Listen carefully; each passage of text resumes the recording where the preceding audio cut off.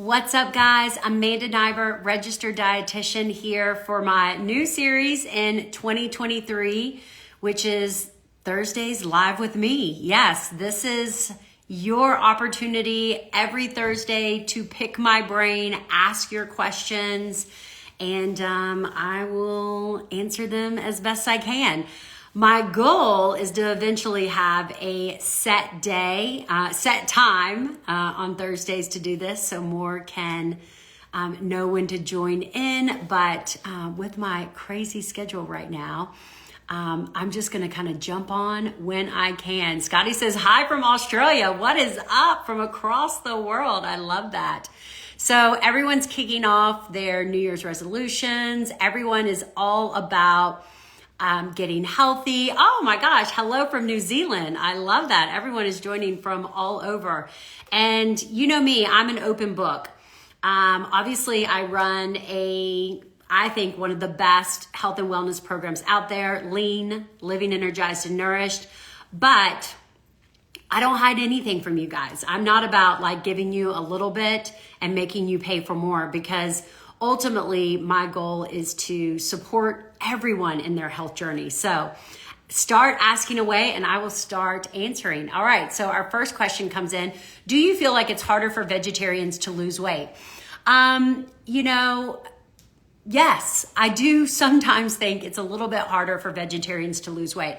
And this is, again, my personal opinion. I'm not a vegetarian, so I don't really have the strategies to, show you in my own life how to do that. But the reason why I think it's a little bit harder is because of protein optimization. I strongly believe, and I think you guys are hearing this message a lot more over and over, that protein is the missing link. We have been hounding on carbs and fats for the last 4 or 5 decades. And protein's been kind of on the sidelines. And I think people are waking up to the fact that when we want to have a strong metabolism, it is about protein, muscle, sleep. All of those things are really what kind of matter the most. Now, that being said, I definitely think as a vegetarian, your ability to hit your protein goal is a lot easier than if you're vegan, because your restrictions are just so high with that type of eating plan. So it's not impossible. The challenge is you have to be creative, okay? You have to really make sure that when you're curating your meals, that there is a protein source. And I think sometimes when people choose this type of eating pattern, it's basically like, I'm not going to eat meat, but they don't think about how am I going to get my protein when I choose not to eat the easiest, form of protein out there, animal protein. So as a vegetarian, I always encourage my clients to load up on edamame, load up on tofu, load up on beans, chickpeas, load up on, if you'll do dairy, load up on Greek yogurt, cottage cheese, eggs. If you're a pescatarian, load up on fish. So really focus on the high protein sources that you will eat and just make sure you optimize those at every meal. Now, obviously, not all of those. Most of those choices, other than like beans and chickpeas, do have more carbs in them. So if you're relying like solely on beans and high carb, high protein foods, then you do kind of have to watch out for that kind of ratio in terms of that balance between all of your macronutrients, because at the end of the day, they do all matter, but just to keep it simple, focus on optimizing protein and staying in a caloric deficit. That's what I say. So, maybe a little bit harder, but not impossible. But guys, we know weight loss is hard across the board, regardless of what you eat. What's up from Ireland? I love that. People from all over. Next question. Eating about 1,500 calories, 96 grams of protein a day. Is that good for weight loss? Well, who knows, Margie? Your personal, I can't just sit here and say you need to eat 1,200 calories, because your macro needs, your caloric needs are very specific to you. How tall you are, how much you weigh, what your body composition is, your age, your gender, your activity level. But in general, I'm not mad about those macros. I think most people need at least 100 grams of protein kind of across the board. One sometimes we complicate protein needs, and maybe this year I'm just gonna make it really simple. And there's a lot of different ways you can kind of look at it, in terms of, 1 gram per kilogram and your lean body mass and 75% of your current weight. But in reality, we all should be eating about 1 gram of protein of our ideal body weight, the weight we want to be. Okay. So, if you're 200 pounds, but you should be 150, you probably need 150 grams of protein. The closer you are to your ideal body weight, the closer your protein is to your weight. I always use myself as an example. I weigh about 135, 140 pounds, and I aim for, at least 120 grams of protein a day, but I'm ranging somewhere between about 120 to 145 grams a day. So, just depends on kind of where you're starting with regards to your macro needs. And that's something that you get in the lean program. I mean, we set up your specific caloric needs, macro needs based on you. It's not just kind of across the board recommendation. Go Big Blue, Kentucky fans. Look at all these people from Ireland. Ireland is definitely on my bucket list. Ireland, New Zealand, Australia, all of those places I want to get to. Australia is like, I'm just not sure I'm up for that 16-hour flight. The feed is stuck. I hope it's better now. 55-year-old female, thoughts on creatine. I love this question. I don't care how old you are. Okay. I don't care if you work out. I don't care if you don't work out. Creatine is essential to everybody. It's something that I've just incorporated in my daily routine over the past year, just based on what I've learned. I was probably just like you guys and thought creatine was for muscle building, but it's not. It's for your skeletal health. It's for muscles, and it's also really vital for your brain health. So creatine is something that I think is beneficial for anyone or most people to be supplementing with. I do about 5 grams a day in my supercharged water every morning with my electrolytes, my magnesium, my minerals, kind of really kick the day off. And take that once a day. So I love creatine. I actually have a great blog on creatine in my on my website. So check it out. Okay, my thing kind of jumped up. So let me see if I can get back to where I was. Okay, I'm just going to start here. I love to run 20 mileage a week. And it's stretched out into 4 days. I strength train 4 days a week, but I'd like to tone more this year. Should I try to lower the miles to tone more? I think that's a great idea. I mean, I would be a little concerned with running 4 days a week on top of strength training 4 days a week. That's a lot. Okay. Especially as we age, our body just cannot handle, that exercise load in terms of our cortisol response. So I would look at that and be like, are you over exercising? That's what I would look at. So with your goals, I would definitely say maybe cut back a little bit on the running, invest more in the strength training, make sure you're eating enough, make sure you're eating enough protein, and make sure you're progressively lifting heavier, okay? That's what you want to focus on. Okay, what's next? Best high protein snacks. Late afternoon is my problem area. So when I get you guys thinking about protein optimization, something I teach in my lean program is know your protein goal divided by 3. Okay, so my protein goal, again, 120 to 140. So I need somewhere between 30 to 40 grams of protein at each meal. Okay, so that's how I prepare, how I come up with my meals. I start with how am I going to get 40 grams of protein at this meal. And I think that it's important. I think a lot of people are nibbling and grazing throughout the day because we've all lived in this kind of 6 small meals a day, boost your metabolism, helps with weight loss. It's all BS, okay? It's the worst advice we were potentially ever given. Because when we eat 6 times a day, number one, we're not filling our body enough. So yeah, we're hungry in an hour and a half. Number 2, typically these small meals are inadequate in nutritional content.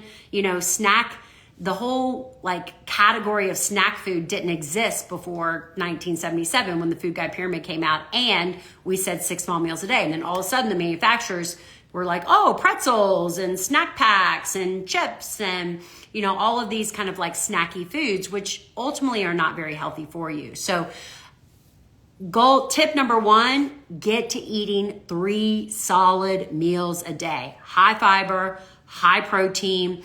You know, I always say most people are going to be right, even in a caloric deficit, okay? Most people are at 1,600 calories. So each meal should be about, you know, 500 to 600 calories per meal. And I think a lot of people look at a meal that's 500 calories, you know, for lunch, and they're like, oh, that's too much. No, the reason why you overeat at night is because you eat like a bird all day long. And by the time you get to the evening, you're starving. Whereas if you eat these 3 solid, just strong meals, your hunger's so much better managed. Okay. So with that being said, you know, finding high protein snack foods is a challenge. But things that I lean on are obviously protein bars and protein shakes, and take it or leave it. It may be for you, it may not. But those work really well for me. I love beef, like beef jerky, like beef sticks, like the chomp sticks. I love those. I'll even make like a little like tuna salad, chicken salad. I'll do, you know, kind of like ham roll-ups. I'll do, you know, apple with peanut butter, nuts. Sometimes you have to be a little bit careful with the nuts because they're very small serving for very, you know, calorically dense. A lot of times when you're looking for a snack, something to eat, a handful of nuts is not going to satisfy you. So I think if you get away from snacking and you focus more on the 3 meals, you'll do a little bit better. Hard-boiled eggs are another great high-protein snack. What else?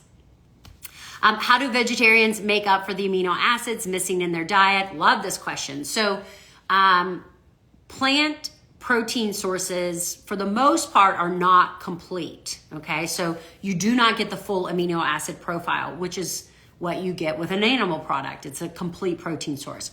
But how do you achieve a full amino acid balance as a vegetarian? You eat a lot of variety, because the amino acid profile in tofu will be different than the amino acid profile in, say, hemp hearts, which will be different than the amino acid profile in black beans. So if you're a vegetarian or vegan and you eat beans at every meal, or you eat tofu at every meal, or, you know, you eat the same plant protein kind of over and over, then you're probably lacking in those amino acids.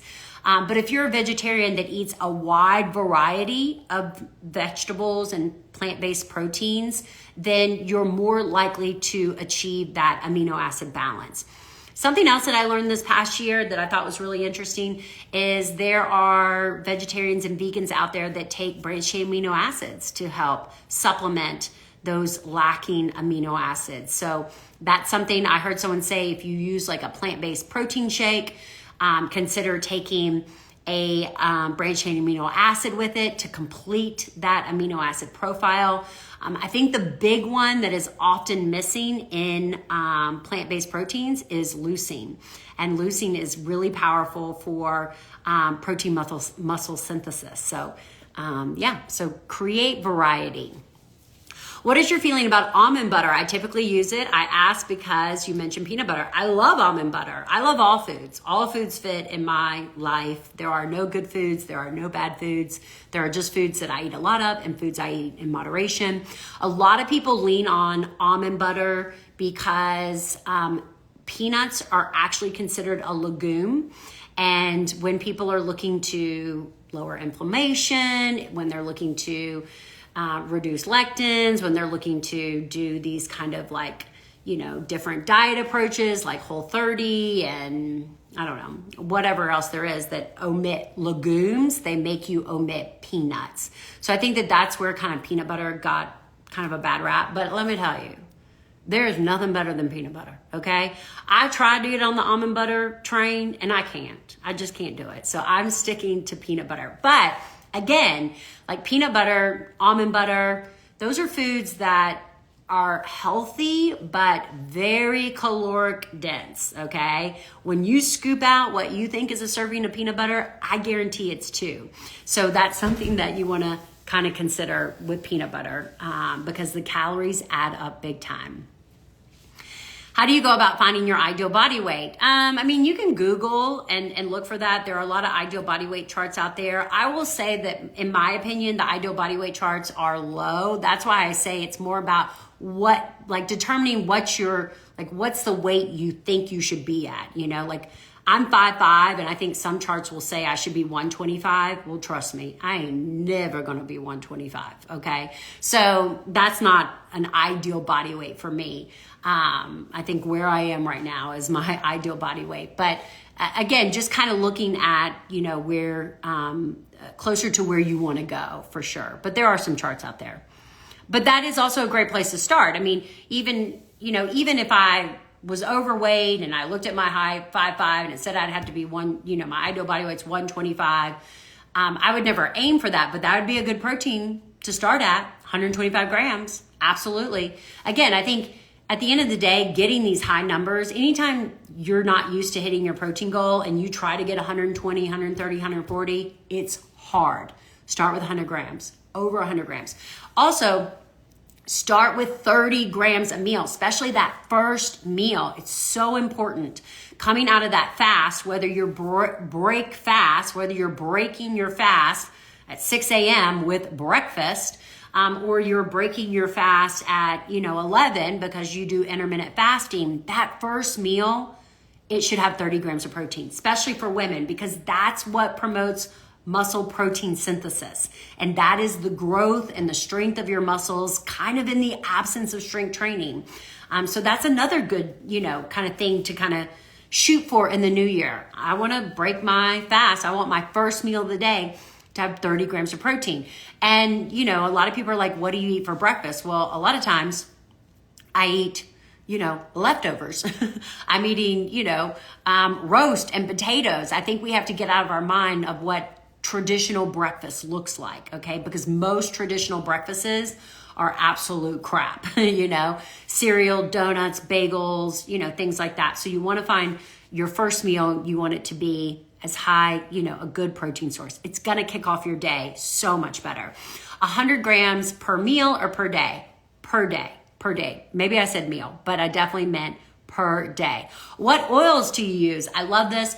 So in my house, the oils that I cook with and use every single day are going to be butter, good quality. I love the Kerrygold grass-fed butter. So it's going to be butter. It's going to be, I cook a lot with avocado oil and coconut oil.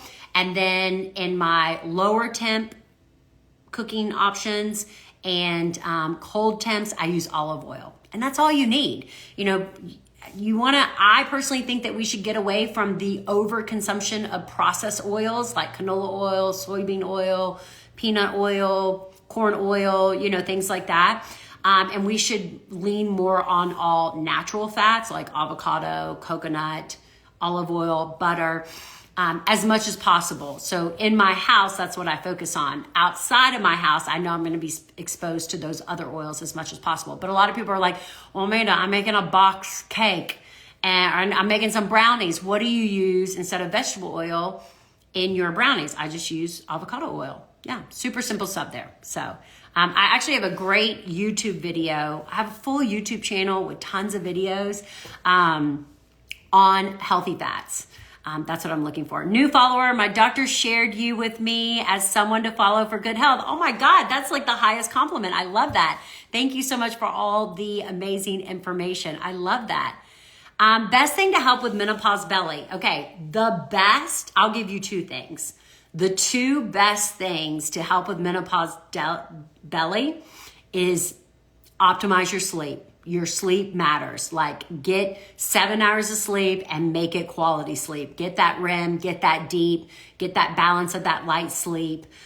So number one, sleep. Number two, cut out the alcohol. I know it's a hard one, but those are the two biggest things that I see with women and later in their life. If you do those two things, everything falls into place. All right. So I think those are the best. Number three would be optimize your protein. Again, guys, I'm always going to be talking about protein because again, something you may not know is that as we age, our protein needs increase. Okay. So you need, as a 50-year-old, you need more protein than a 20-year-old does. And that is because your body's ability to utilize the protein you eat is less. Okay, so I mean, I don't know the exact numbers and ratios, but for example, in your 50s, if you eat 20 grams of protein, you may only utilize 15. All right, so in order for you to get 20 grams of protein, you may have to eat 25 grams of protein. Whereas when you're 20, you eat 20 grams of protein, your body utilizes 20 grams of protein. So sleep, alcohol, protein optimization would be the best thing I would suggest for menopause. Is your lean program low sodium that would follow a DASH diet? No, it's not. It could be, okay? I don't, all the recipes and stuff, you can definitely modify the sodium intake. But I am of the belief that low sodium diets do more harm than high sodium diets. I am not on board with the DASH diet for, I would say, 80% of the population. So I would encourage you to read the Salt Fix, because most likely reducing your sodium is not what you need to be doing. You need to be reducing your sugar. That's what we got to focus on, okay? The white enemy is not salt. The white enemy is sugar. All right, guys, I've got about 8 more minutes. So I'm just going to try to get through a little bit more. What form of creatine? I think it's creatine monohydroxide. Let me see which one I'm using. I got it over here. Oh, no, I don't. If you check out my creatine blog, you can see that. Orgain protein powder is chalky. I know you like Arbonne, but it's so expensive. Do you still recommend UMP? I love UMP, okay? If you want the best tasting protein shake out there, UMP. Now, let me tell you, it's not the cleanest one. So as I progressed in my own health and wellness journey, I have just been looking for a cleaner product. That's why I love Arbonne. I think it tastes great. The strawberry is amazing. The Orgain is horrible. I agree with you on that. I would check out, I really love a brand called OWYN, Only What You Eat, OWYN. Okay, not only what you need. It's a really great allergen-free supplement. I use their ready-mades a lot, and it tastes really good. But yeah, UMP, go for it, okay? Progress, not perfection. What magnesium supplement do you recommend? Oh my God, that's a full live video.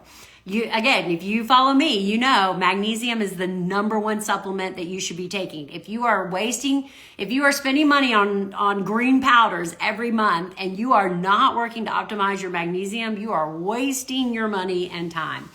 So I have a lot of different magnesium supplements that I recommend. Magnesium optimization is what I'm really looking for. I have a great blog on it that goes through all of them. I will put them in the comments of this post when I reshare this video. So you can kind of look at that. I personally use a product called Remag every single day. I also do a magnesium soak throughout the year. I haven't been really consistent with it, but transdermal magnesium is a really great way to optimize your levels. I do have a couple of magnesium supplements in my Amazon kit. You can find the link to that in my bio. So check those out. Has your program changed a lot from 2019? I would say yes. Our focus, our direction, our education, what we're really getting our clients to really dial in on has definitely evolved since 2019. So if you haven't done lean, I would say in the last year, there's a lot of changes. We simplified it, tried to make it a lot more easier for people to consume and implement and jump in. Remember, if you've ever done lean, you always get that $60 discount, whether you did it in 2019 or you did it last month. So you can repeat for $140. To answer as far as where I am, okay, yeah, so she's gonna give me all her data. So true, cottage cheese. How about the Built Bars? Okay, here's my honest opinion on the Built Bars. I tried the Built Bars and I thought that they were absolutely horrible, okay? I'm not gonna, again, I see people promoting them all the time. Tried them, horrible, could not eat them. Now, I haven't tried the new puffs, and I hear that the Built Puffs are fantastic. I'm like literally on the verge of ordering them. So I'll keep you posted in terms of that. I will be incorporating exercise. Just wanted to get into a healthier eating habit to help me automatically. Can you talk about your lean program? I'd love to talk about my lean program. So lean is a 7-week program. It's all run through my free private app.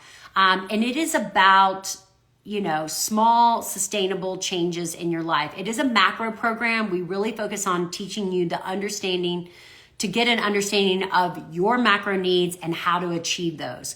A lot of people that have done macro programs in the past, they get really overwhelmed and frustrated because it's like your macros never add up. So we simplify it. We're like, this is what matters. Don't worry about this. Focus on this. We talk about sleep. We talk about exercise. We talk about stress management. I do weekly live calls. You get daily support and accountability from myself and my team. You have direct access to me through an Ask Amanda feature. I'll look over your labs. I'll give personal recommendations. So it's just a really great, again, I call it a foundational program because I believe that if you are trying to build your health and wellness on a broken foundation, you will continue to fail. So we want to look at the simple things that matter the most and get you implementing those consistently. I've got a session that is a week away. If you sign up today, you get early access. So yeah, check it out. How do I stop overeating? Okay, great question. I love that. And I'm going to have to end it here. But basically, at the end of the day, how do I stop overeating? It probably comes down to what you're eating, okay? There are certain foods that digest very quickly and keep you wanting more. Now, there's also the difference between physical hunger and emotional hunger, all right? So when we're talking about physical hunger, these are my tips. Number 1, you need a lot more protein, a lot more fiber, and a lot more fat at each meal. You need to ideally stop nibbling and grazing, eating these kind of small meals throughout the day, and you need to get in the habit of eating these big meals, okay? So 3 big meals to fill you up and keep you full. Protein, fats, and fibers take 4 to 5 hours to digest. They keep you full and satisfied. Carbohydrates and sugars take 1 to 2 hours to digest. And I always use this as an example because I think people can relate. When you get up in the morning and you eat a bagel, you're hungry an hour later, right? But if you get up in the morning and you eat eggs and bacon, toast, avocado, you're like stuffed. It's like that Saturday breakfast that you eat. It's like, oh, I'm stuffed. Well, because you ate like all the things you needed. You ate the fiber, the fat, the protein. It filled you up. Whereas when you're running on donuts and croissants and bagels and, cereals and things like that, you're gonna be starving. So that would be tip number 1. Tip number 2, good hydration. The signal for thirst and dehydration, the signal for dehydration and hunger are exactly the same. So a lot of people are walking around all day thinking they're hungry when in reality, they're just thirsty. Electrolyte water is such a game changer, especially if you crave a lot of sweets. Optimizing your magnesium really helps with sweet cravings. Again, if you crave a lot of sugar, that's a sign of a magnesium deficiency. So I love electrolyte water because it actually hydrates you a little bit better than just plain water. So good hydration, good solid meals. What else? And then I guess in terms of emotional hunger, that's something that you've got to kind of dive into. And guys, I'm a stress eater, so I can totally relate to that. In times of intense stress, that's what I want. I want salty and I want sweet. So, being able to, I always say the first step to improving that is just being aware that you do it. And that's something that I've just really been focused on over the last year is just seeing myself in that scenario and then determining if I'm going to make a better, if I'm going to make a better choice. I always want to make a better choice, but it just doesn't always happen because nobody's perfect. So I do feel like just that awareness has been really helpful. I will say, if you have any issues with, kind of like the emotional eating, stress eating, things like that, you got to follow my girl, Amy Nyberg. Okay. This is her wheelhouse. This is what she helps people with. Mindset, emotional eating, stress eating. She's your girl. So I'll be sure to add that also to the comments below. All right, guys. I love this. Oh my gosh. So many more questions. I will be back next Thursday. Maybe I'll allot a little bit more time for our conversation. If you are on this live call, I would so appreciate it if when I posted it, you could just share it. Share it in your stories, tag your friends. It's your thank you to me for providing this, free information to you. And I'll be back next Thursday. Talk to you later. Bye.